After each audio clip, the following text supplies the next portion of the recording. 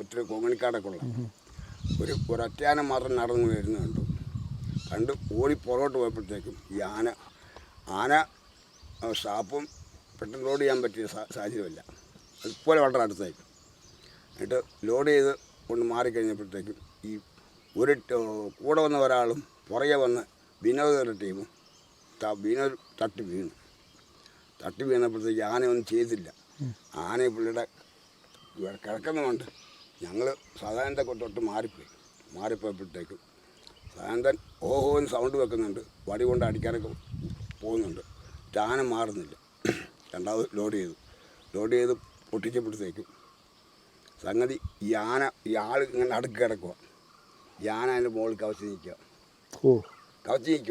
ഇങ്ങനെ പൊക്ക് വെച്ച് മുകളിൽ വെടി വെച്ചപ്പോഴത്തേക്കും ഈ ആന ചുമ്മാ ചെറുതായിട്ട് കാലെടുത്തുക. ചവിട്ടിയില്ല, ഒന്നും ചെയ്തില്ല. ഈ മസിലിനിട്ട് ചെറുതായിട്ടൊന്ന് തട്ടി.